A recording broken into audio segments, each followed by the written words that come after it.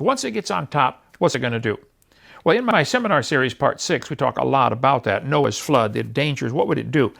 Basically, it would make thousands of feet of sediment layers, because the water sloshing back and forth for a year is going to form thousands of feet of layers. Lady Di, where's that glass thing with the sand in between that you used to play with? It's in here somewhere. One of the shelves over there. Anyway, the Earth's crust would be resloped, reshaped, and shuffled around and changed over and over and over again during that flood. It would bury billions of dead animals, generally according to their density. Probably the reptiles are in one layer because reptiles have a similar body density that's different than mammals. Mammals have hair, reptiles don't. It would deposit billions of trees and plants in layers, and if they're deep enough, it presses them into coal. Coal can be made in a few minutes in the laboratory under intense pressure. It would carve huge canyons, both underwater and above water. You know, an underwater landslide can carve canyons underwater. Ask the Navy. They do all kinds of studies on that because they're always looking for places to hide their submarines. They want to study the bottom of the ocean. What's it look like to know where to hide? So the fountains of the deep broke up, launching stuff into space, which is a vacuum, and it would break the canopy on the way. The canopy would be shattered, and it rained for 40 days. The tidal bulge would become harmonic. The moon is causing the tide to be pulled up, but the Earth is turning, so that the bulge pretty much stays under the moon. People on the equator, if they could see it from off the surface of the Earth, that tide is moving 1,000 miles an hour to the west. So the water is being not only raised up and down, it's being side to side. There's lateral movement and vertical movement. The tidal bulge would become harmonic at about 200 feet, and it would deposit thousands of layers of sediments all over thousands of feet thick. Broken plates of the Earth would flex up and down and would cause cross bedding. And how do you get this pattern of sandstone? Layers this way, cross bedded. One flood in the days of Noah would do this. You can get a similar small one of these by taking a jar of dirt and rocks and sand and water and shake it up and watch it. It'll happen in your hand. You used to play with that thing in here. We need to get some more, by the way. Put that on your list again. Okay. The Bible says in the 600th year of Noah's life, in the 2nd month, the 17th day of the month. So let's make a little calendar here. We're going to call that February 17th. 2nd month, 17th day. In the year 600. Then it says in the 601st year, the 1st month, the 1st day of the month, the waters were dried up from off the earth, and Noah removed the covering. We'll call that January 1st, 601. So he's in the ark for almost 11 months until he takes the covering off because it's starting to dry out. And it says in verse 14, in the 2nd month, on the 27th day of the month, the earth was dried. We'll call that February 27th of the year 601. So Noah's in the ark a little over a year, about a year and a half a month. So God spake unto Noah and said, go forth out of the ark. Very interesting. He didn't say come out of the ark. He said go out of the ark. So where does God have to be? Inside with him. King James is one of the few versions that God said, Noah, come into the ark. All the rest of them say, Noah, go into the ark. No, God's in there with him. And by the way, if you're going to go through trouble and trial and testing and problems, God will be with you through the whole thing. Wasn't God with Shadrach, Meshach, Abednego in the furnace? Mm-hmm. The king said, I see a 4th man in there. Looks like the Son of God. And all the new Bible versions have changed it to say a son of the gods, small g. No, it was the Son of God that he saw in there. Anyway, so during the first 150 days, the water's rising up, flooding the world. Then during the next 100 days or so, the water's going down. He's in the ark for 378 days. During the last 5 or 6 months, the ground is drying out and stuff is beginning to grow again from the seeds that are floating around. Now they land and start to grow. There's no reason to get off the ark here because there's nothing to eat outside. Stay in for 4 more months. How long does it take to plant a garden and then harvest the crop? 2 or 3 months? Noah's in the ark. Everything starts growing again. When he gets out, plenty to eat. Release all the animals. See, a flood lasting nearly a year would do some amazing things to this planet. It would really reshape the surface of the planet. Mess things up big time. People don't talk about this enough in the flood geology, I don't think, but the tide would do enormous things to the earth. The tide can do great damage. At the Bay of Fundy up here in northern Canada is the largest tide in the world. I preached at a church up there. I went to see the Bay of Fundy and watch the tide come in and go out. Here it is high tide. Here's the same area at low tide. The tide goes up and down 50 or 60 feet. During spring tide, it'll go up 100 feet. Just Google the world's record tidal change. 100 feet in 6.5 hours. They surf going in on the tide. They ride the wave. They really do. The Earth's crust, even Lenox, Alabama, lifts up about 10 inches every time the moon goes over, or we spin under the moon. There's a land tide, but we don't feel it. The ocean tide you can see. Water moving up and down on the crust of the Earth would do some amazing things. We'll take a break here in a second. Water going up, a pile of water is heavy. Go stand on the beach. Go walk out to Pensacola. Stand 5 feet out into the water. When the waves come by, the pressure of the high spot is going to squeeze the sand grains down. Then when the low spot comes by where there's less pressure, the water goes squirting up. It's called liquefaction. You'll feel sand grains hopping up, landing on top of your feet, and you didn't move at all. The pressure's being relieved. Within a few minutes, you'll be ankle deep stuck in the sand without moving a muscle. That happens to buildings during earthquakes. The ground shakes, the groundwater separates the particles, and the building can sink into the ground. It's called liquefaction. During an earthquake, the ground became quicksand, and it half swallowed the house. Here's a whole apartment building got swallowed up by ground becoming liquefaction happening, softening. Here's a street swallowed the guy's car. Wow. Send that to your insurance agent. Hey, the street ate my car. Yeah, right. Okay. They like mudslides. This is still the curb. I mean, just all of a sudden the street became like soup and the car sank in. This is a phenomenon called liquefaction. Wow. It happens during earthquakes. The ground shakes and all the water comes up and the ground becomes soupy. The ground becomes like mud and not even raining. You can get a jar of dirt, sand, rocks, gravel, mud, water, shake it up, and it'll settle into layers for you in minutes. You kids are going to be taught in school that these layers of rock are all different ages. That is baloney. They're going to tell you the oldest layers are on the bottom and the youngest are on the top. Yes, boys and girls, here's the kids, the parents, the grandparents, the great-grandparents. These layers are older. This is Propaganda 101. Those layers are not different ages. We'll talk about that after a short break. All right, let's continue now with more about Noah's flood about 4,400 years ago, 2400 BC. One of the lies in the textbooks kids are going to be taught that frustrates me to death, I taught her science 15 years, is this called the law of superposition, which is not a law at all. It's a lie. They're going to tell you that the oldest layers are at the bottom and the youngest layers are at the top. Not true. Sounds good. Sounds logical. Oldest at the bottom, youngest at the top. Not true. Charles Lyell, a lawyer from Scotland who hated the Bible and hated God and hated Christians, wrote 3 books, Principles of Geology, Volume 1, Volume 2, Volume 3. These books were what greatly influenced Charles Darwin to turn away from God. These books, written in 1830, Principles of Geology, were sent out to Darwin while he sailed around for 5 years on HMS Beagle. They would ship them out because the ship had to get resupplied every once in a while. Charles Darwin later wrote his book and tried to dedicate it to Charles Lyell because his geologic column was the basis of his dumb evolution theory. You can see Lyell's hatred for the Bible kind of oozing off every page of his books here. On page 302, for instance, he says, "Men of superior talent," he's talking about himself, "who thought for themselves and were not blinded by authority." In other words, if you guys would just think and quit believing that Bible, you'd see the truth. This is the way the atheists still do today. I've had 141 debates. This is how they do it. You rest on scriptural authority. Your problem is you're trusting the Bible. This is Lyell's writing.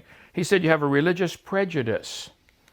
He said his goal was to free the science from Moses. He wanted to take earth science, the study of God's earth, and get rid of God and get rid of the stories Moses wrote about the creation and the flood, and get people to thinking that each of these layers is a different age. So Charles Lyell's the primary guy responsible. Other people worked on this also, including some Christians. But he's the guy who made up the idea of the geologic column, that each layer of Earth has a different name, an age, and an index fossil. Maybe you saw the movie Jurassic Park, named after the Jurassic layer. We can thank Charles Lyell for bringing this lie to our schools, and all the textbooks are full of this kind of stuff. Each layer of rock was given a name: Cenozoic, Mesozoic, Paleozoic, Archaeozoic, Jurassic, Triassic, Permian, Mississippian, Devonian, Silurian. And it was given an age, so many million years old, and was given an index fossil. It's a gigantic lie. Does not exist.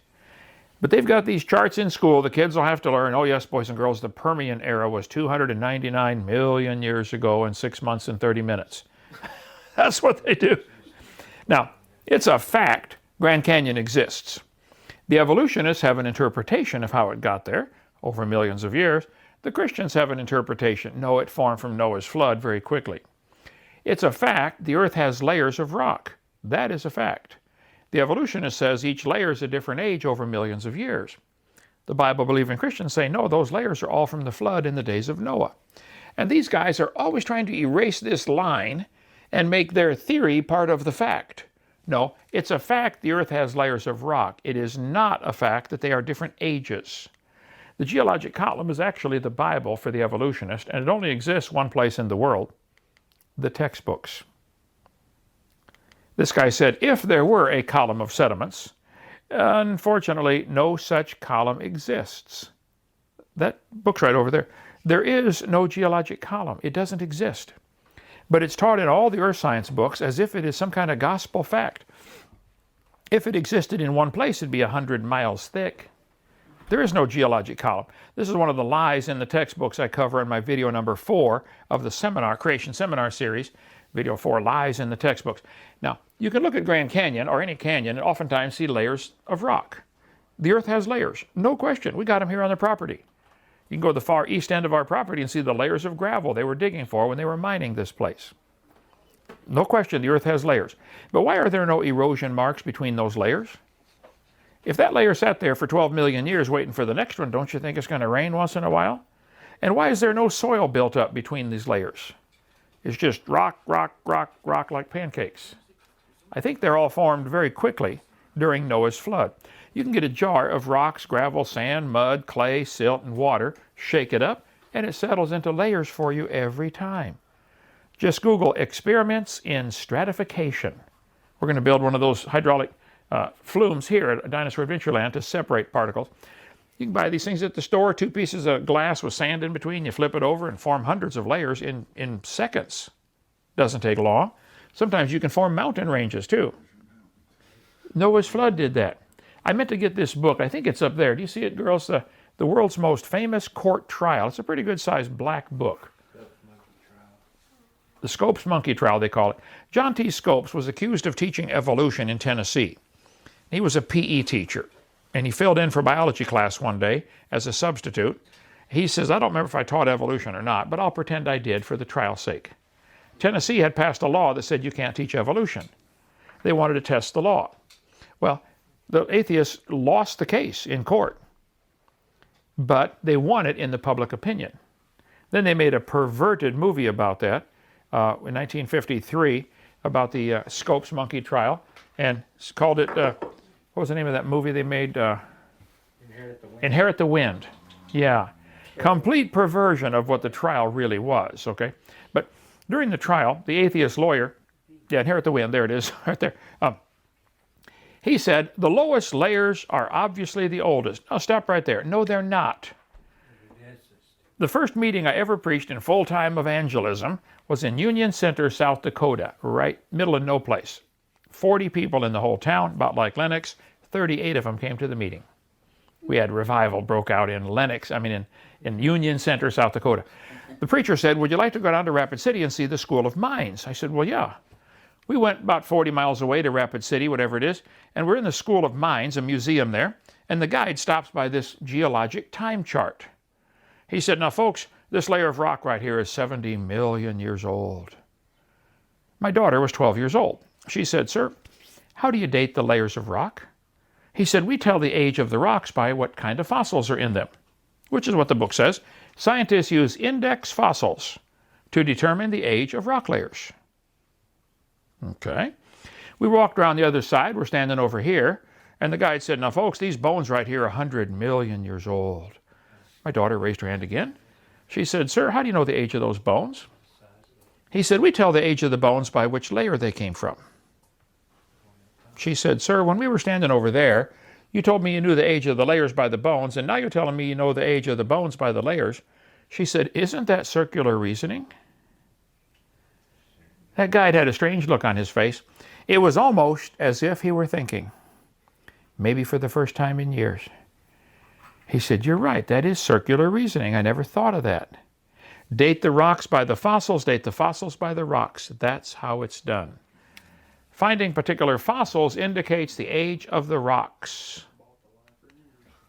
This is all pure baloney. It's circular reasoning. Here's Glencoe biology textbook. On one page, you date the rocks by the fossils. On the next page, you date the fossils by the rocks. These books are all right here in our museum. This is a lie. It's circular reasoning. This guy said the intelligent layman has long suspected circular reasoning in the use of rocks to date fossils and fossils to date rocks. The geologist has never bothered to think of a good reply. We don't know why. That's what I was taught in school, so they teach it to you. Encyclopedia Britannica. It cannot be denied from a strictly philosophical standpoint. Geologists here are arguing in a circle. The age of rocks is determined by the organisms they contain. They date the rocks by the fossils, not by carbon dating, potassium, argon, rubidium, strontium, lead-208, lead-206. That's not how it's done. They date them by the index fossils. Ever since the beginning of the 19th century, fossils have been and still are the best and most accurate method of dating and correlating the rocks in which they occur. Apart from modern examples, which really is archaeology, I can think of no cases of radioactive decay being used to date fossils. They don't do it by carbon dating. You find a bone and say, sir, how old is this? The first question, where did you find it? What difference does it make where I found it? Oh, we have to know where to give it an age based on the layer it came from. Radiometric dating, like carbon dating, would not even be feasible if the geologic column had not been built first. Paleontologists cannot operate this way. There is no way simply to look at a fossil and say how old it is unless you know the age of the rocks it comes from. This is Niles Eldredge, a big-time brand-name evolutionist, one of their poster boys. He says, this poses something of a problem. I went to hear Niles Eldredge speak at University of West Florida. He had his slide projector set up and a screen behind him, and he's standing right in front of it. When he turned it on, it's shining in his eyes, and he's trying to see the crowd behind it. I went up and said, sir, why don't you stand off to the side here so you're not in the light? Oh, okay, thank you. Okay, not the sharpest tool in the shed, I think. Okay. He said, if we date the rocks by the fossils, how can we then turn around and talk about patterns of change, of evolution, through change through time in the fossil record? Good point, Niles. He said, the rocks date the fossils, but the fossils date the rocks more accurately.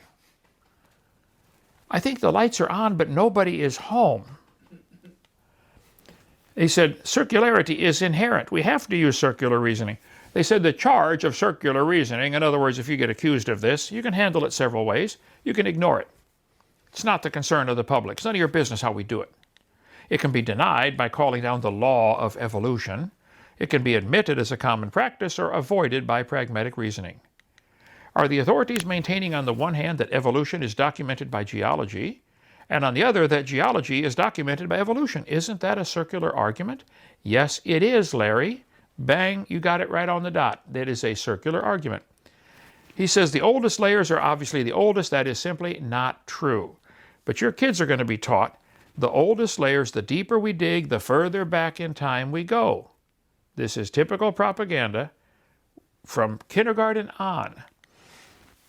During the flood of Noah, the tides would be pulled up toward the moon like they are now, and there should be a high tide and low tide change every 6 hours as we spin around, except the moon is also moving at the same time. So it ends up about 6 hours and 25 minutes between high tide, low tide. On an average, it changes depending on all kinds of factors. You know, the ocean floor and the continental shelf and all that stuff. But we get what's called a tidal bulge. Now, when this water is being pulled up toward the moon, where's all that extra water coming from? From the sides. So not only do you get vertical movement of the water, you get horizontal movement. Well, during Noah's flood, this is going to happen a whole bunch of times. Every 6.5 hours. 70% of the earth today is covered by sedimentary rock, means it's laid down in layers. Moving water horizontally forms multiple layers at the same time. We saw the video up at my house in the stratification tanks. It'll form many layers simultaneously. So you could get a fossil on top that's actually older than a fossil at the bottom. Think about that for 5 minutes. It is not true that the oldest fossils are at the bottom because you have horizontal movement. Just Google experiments in stratification. They have huge tanks where they run the water around and figure out how sediments form, and they form many layers simultaneously. Here's a bunch of layers being formed in this tank. Google experiments in stratification. This is the beach. The water comes in, the tide, piece broke away. Guess what? Multiple layers of sand in there, formed in one high tide. During Noah's flood, the whole world was underwater, and the tides moving up and down are going to cause enormous amounts of stratification for thousands of feet of sediments. The water's rising, and then the water's going back down. During this time, there would be 230 days with 880 tidal changes. Up, down, 880 times. That's going to really rearrange the real estate down below. During the last 6 months, the rising mountains and ranges and the water rushing off and sloshing back and forth, if a mountain lifts up, the water's going to rush off and slosh back and forth until the energy is dissipated, redepositing even more stuff. I like to ask the atheists, I'll say, guys, in your geologic column, which is pure baloney, you have limestone quite a few places. Question. What's the difference between 100 million year old Jurassic limestone and 600 million year old Cambrian limestone? They're both limestone. How would you tell the difference? They would say, oh, by the index fossils. If you find a trilobite, it's probably 600 million years old. Here's a trilobite right here. Here's a replica of a big one. They get some really, really big trilobites. Okay, this is a real one, a dead one. Trilobites are index fossils, this guy says. If a trilobite is found in a rock layer, the rock layer probably formed 500 to 600 million years ago. Pure baloney. Here's a fossil of a human shoe print. The guy stepped on and smashed a trilobite.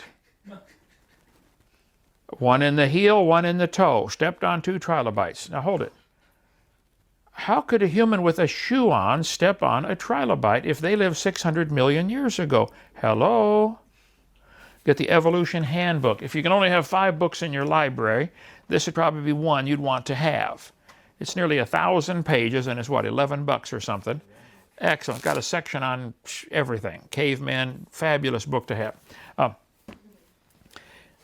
One guy said, well, if there's a human shoe print with a trilobite smashed in the heel, that proves aliens visited the planet 600 million years ago. Those aliens will do it every time. There are some huge trilobites, and the trilobite has the most complicated eyeball ever. Each trilobite will have 2 eyes. One of the eyes will have like 1,500 lenses. The other one will have like 1,100 lenses or something. It's a different number. How does their brain figure out all these different signals coming in? Each little lens producing a different signal in the brain. It's like seeing 3,000 pictures at once underwater. He seems to do pretty good. They got pretty big. Incredibly complex eyeball on a trilobite. And you're going to tell your kids trilobites are good index fossils. They probably formed 500 million years ago. Baloney. There are all kinds of different trilobites.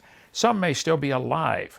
like the isopod, like a roly-poly would be a cousin to the trilobite, rolls up, you know. The Mount Blanco Museum, Joe Taylor, who did some excellent work, wrote this book, Giants Against Evolution, about all the giant fossils that have been found. Giant humans, giant skeletons, $39 for the book. Get a hold of Joe Taylor, Mount Blanco. We're going to carry this in our bookstore as soon as we can afford to buy 2 of them so we can keep them on the shelf so we can sell one. But I was up in Barrow, Alaska, preaching up here, as far north as you can get. Came back, and a guy from Prudhoe, Alaska, said, Brother Hovind, would you like some trilobites for your museum? I said, yeah. He said, I mean live ones. I said, live ones? He said, yeah, we suck them into our filters all the time. We suck water out of the ocean to cool our equipment, and we catch them all the time. He sent me a jar of live trilobites. They died on the way. Fresh trilobites. They're not millions of years old, folks. But you kids are going to be told each layer is a different age. 100, 200, 300 million years. Baloney. Now, Charlie Darwin did not like round numbers. He liked to be real precise, so it sounds more scientific. He said the Wealden deposits in England are 306,662,400 years old. Oh, right, Charlie. And how do you know that? You know, all over the world, petrified trees are found standing up, connecting these layers. You kids are going to be told the layers are different ages. Excuse me? If there's a petrified tree standing up, connecting them, the layers are not different ages. How long does a dead tree stand up around here before it falls over? 4 or 5 years? It's going to fall down. But petrified trees in the vertical position are found all over the world. There's a whole bunch of them in Tennessee.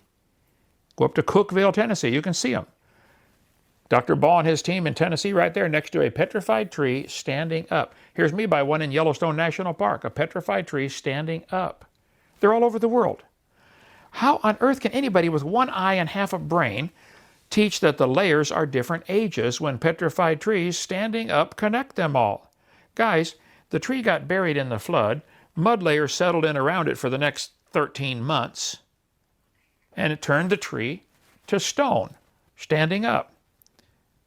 Vertical petrified trees, I think, are proof positive. North Alabama, right up here, there's a coal mine where they find all kinds of petrified trees standing up, running through 2 seams of coal. A friend of mine's a foreman up there. They dig the coal out. He said, yeah, Brother Hovind, we get trees standing up. He said, I can prove to you the layers are not different ages. There'll be a seam of coal. Way above that is another seam of coal. He said, we call it the Blue Creek and the Mary Lee Formation of coal that we go after. He said, you put together fossil A, B, C, D, E, and you can figure out clearly both of these layers of coal formed quickly.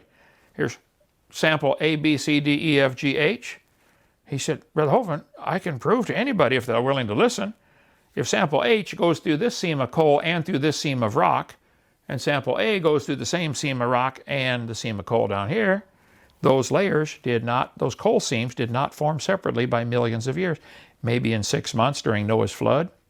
You'd get a layer of trees deposited, mud on top, sloshing back and forth. 6 months later, another log mat floats over and sinks.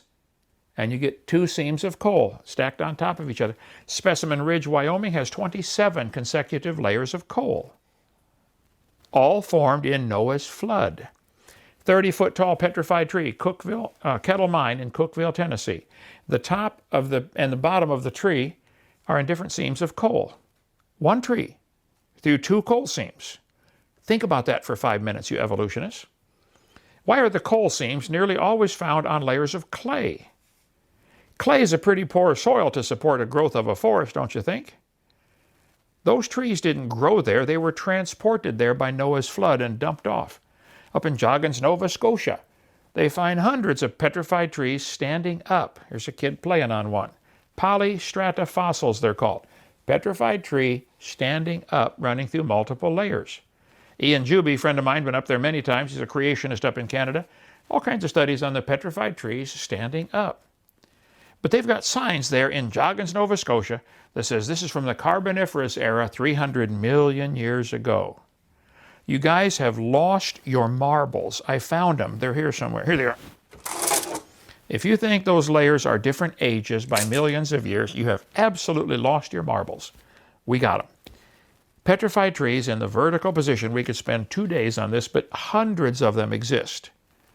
I think they're silently yelling at the evolutionists, Idiot, idiot, no. Stop teaching your dumb geologic column. Here's a petrified piece of wood in our museum running through 12 layers of slate at an angle. There's a petrified tree standing up. They found a fossil fish with the nose of the fish stuck in rock 1,000,000 years older than the head.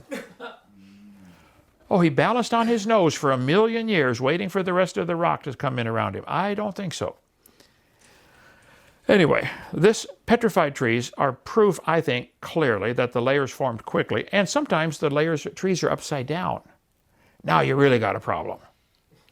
Remember, the Bible says the scoffers are willingly ignorant about the creation and the flood. They want to say those layers are different ages. They've only got two choices that I can see. They can say the trees stood upright for millions of years while the layers formed around them, or the trees grew through hundreds of feet of solid rock looking for sunlight. Can you think of another choice? Well, the third choice would say, well, the trees were buried in a big flood. Remember from part 4 of my seminar series, how fast was that calf going? That's a joke we tell in that seminar. Okay. This guy said, Dr. Hovind, I'm a geologist in South Africa, deep level gold mine. We have found hair and sinew 2,500 meters, 8,000 feet below the surface. Hair from an animal and sinew. He said it still had a foul, rotten smell when we dug it out. Not petrified. That was his phone number years ago. I don't know if Johann Schmidt is still his email or not. When Mount St. Helens blew up, it knocked trees down for miles all around it. Millions of trees got knocked down. Many of the trees got blown into Spirit Lake. They began floating, and as they got waterlogged, they would float in the upright position because the root end is heavier. Ripped them out of the ground, dropped them in the lake, floating upright. There are 20,000 trees stuck at the bottom of Spirit Lake. None of them grew there. None.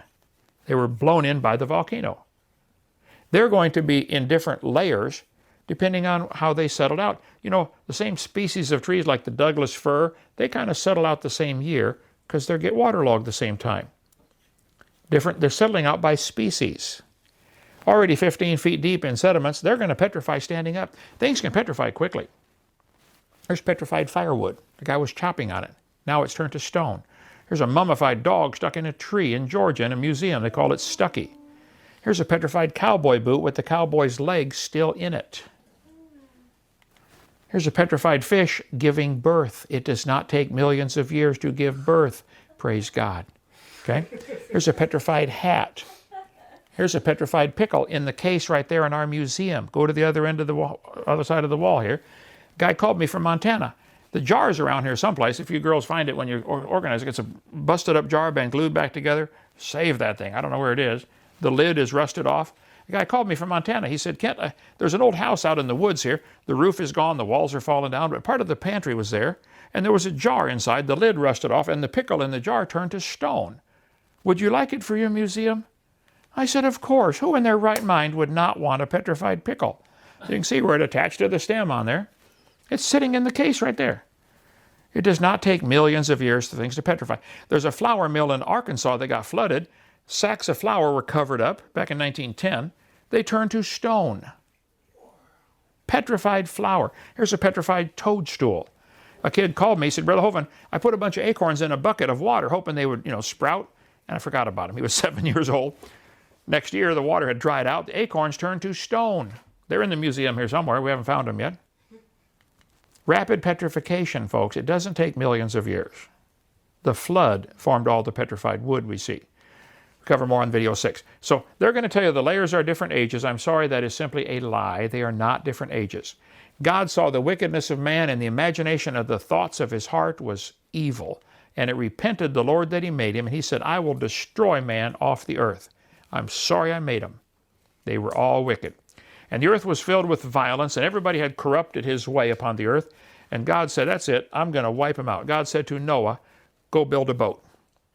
And Noah said to his boys, go for wood. We got to get some boat. I think that's what go for wood is. I don't know. So it's interesting. Why does the earth have so much water compared to all the other planets?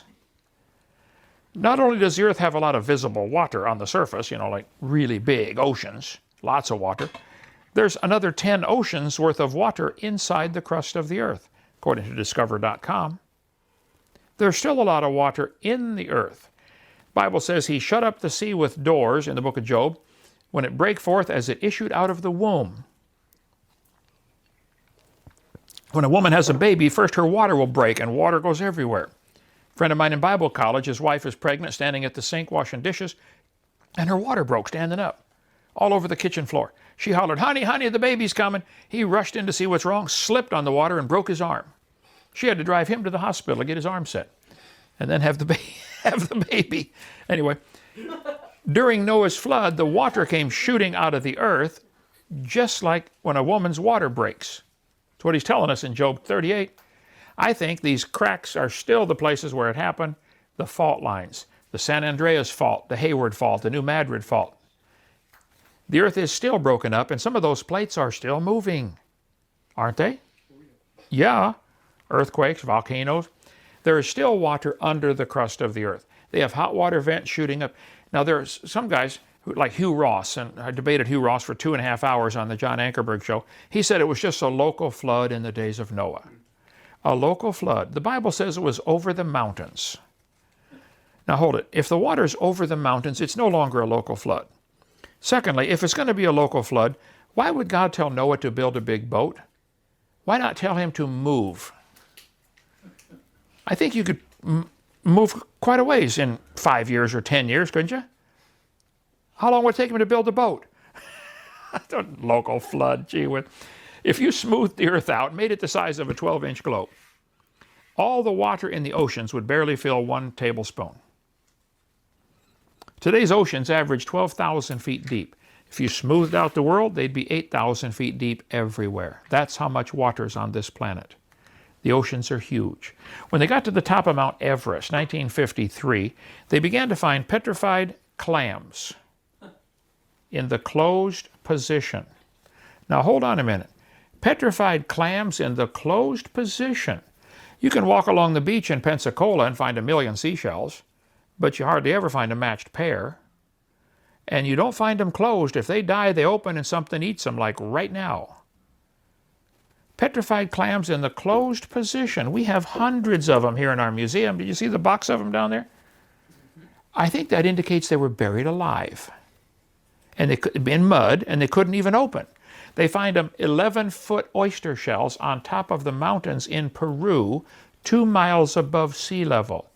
Here's 2 people standing there. Gigantic petrified oysters. Oysters don't climb mountains very well. How do you get petrified clams on top of Mount Everest? Mount Everest is 450 miles from the beach. I don't think Mount Everest was there till the last part of the flood. The mountains rose up because of India being pushed up. One of the plates was sliding and Mount Everest lifted up 5 miles. 5 miles compared to 2,000 miles to tip of India is nothing. What's 5 compared to 2,000? You know, just a little tiny angle. Clams open when they die. To get petrified clams closed, you have to bury them alive. There's a place in North Alabama where the petrified clams are 10 feet thick of petrified clams, millions of them. They find fossilized eggs of all kinds. Eggs are fragile, had to be buried quickly in mud. Nice soft silts and muds turned to stone. Here's a petrified jellyfish. Do you think it's possible to petrify a jellyfish? It happened. Noah's flood would do that. Just the temperature change from the hot water inside coming to the surface, within a few hundred miles of that crack, everything's going to die and it's going to snow to the bottom because of the temperature change is going to kill things within a certain distance of the crack.